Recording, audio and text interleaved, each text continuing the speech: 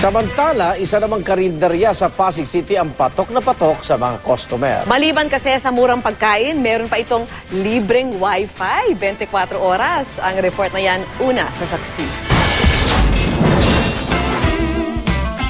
Sa karinderya ni Mang Sunny, hindi lang ulam ang binabalik-balikan, kundi pati ang 24 oras na libreng Wi-Fi. Dito, libre, kumakain ka pa. Ba, nakaka-relax ka, libre yung, yung Wi-Fi.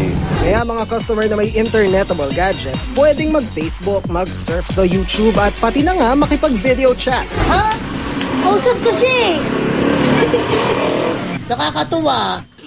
Kasi kahit papano, kahit nasan ka, naka-wifi ka. Makapag-Facebook, makapag-yaw ng bonggang-bongga, saya. Ang ganda siya. Kasi pwede mong malibangan kahit anong gagamitan mo na internet. Ang dagdag ng 30% ng income ko ang Wi-Fi.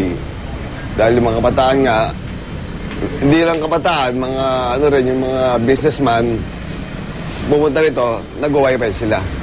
Ang Wi-Fi karinderya ni Mang Sunny at ang patuloy na pagbaba ng presyo ng mga gadget, patunay na raw na mas lalo manong nagiging accessible sa masa ang internet. Internet is not just for the elite, no? It's for everyone right now because, as I've said, connectivity is becoming more affordable. At di lang sa karinderya, maging sa ilang pampasaherong bus, may free Wi-Fi na rin. Sa City Hall ng Makati, libre na rin ang Wi-Fi. Sa panukalang batas naman ni Kabataan Party List Representative Raymond Palatino, balak palagyan ng libreng Wi-Fi ang lahat ng opisina ng gobyerno.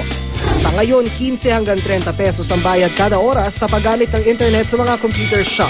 Pero kung libre na ang Wi-Fi sa mga pampublikong lugar, mukhang mga internet gadget na lang ang pag-iipunan ng marami. I think it's more of a necessity than a luxury. Of course, we want to stay connected. We want to keep in touch with your friends, no?